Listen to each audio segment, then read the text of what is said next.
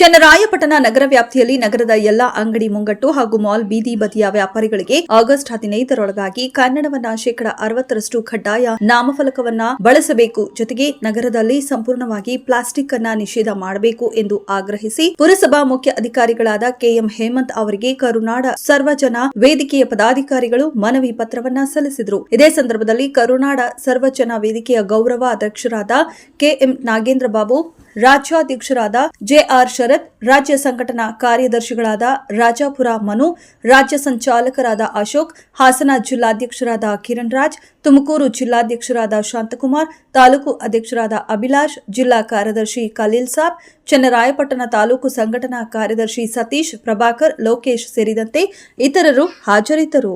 ಚನ್ನರಾಯಪಟ್ಟಣ ನಗರ ವ್ಯಾಪ್ತಿಯಲ್ಲಿ ನಗರದ ಬೀದಿ ಬದಿ ವ್ಯಾಪಾರಿಗಳು ಹಾಗೂ ಅಂಗಡಿ ಮುಂಗಟ್ಟುಗಳು, ಮಾಲುಗಳು 60% ಕನ್ನಡ ಕಡ್ಡಾಯಗೊಳಿಸಬೇಕೆಂದು ಹಾಗೂ ಪ್ಲಾಸ್ಟಿಕ್ ನಿಷೇಧ ಮಾಡಬೇಕೆಂದು ಕರುನಾಡ ಸರ್ವಜನ ವೇದಿಕೆ ವತಿಯಿಂದ ಪುರಸಭೆಯ ಮುಖ್ಯ ಕಾರ್ಯನಿರ್ವಹಣಾಧಿಕಾರಿಯಾದಂತಹ ಕೆಎಂ ಹೇಮಂತ್ ಕುಮಾರ್ ಅವರಿಗೆ ಮನವಿ ಪತ್ರ ಸಲ್ಲಿಸಲಾಯಿತು.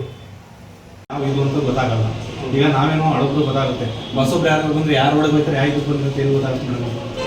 ಅದರಿಂದ ನಾನು ಹೇಳ್ತೀನಿ ನನಗೆ ಇವೆಲ್ಲ ಸಹಿತ ನೀವು ಒಂಚೂರು ಪರಿಗಣನೆ ಇಟ್ಕೊಂಡು ಇವೆಲ್ಲ ನೀವು ನಮಗೆ ಇದು ಮಾಡ್ತಾರೆ.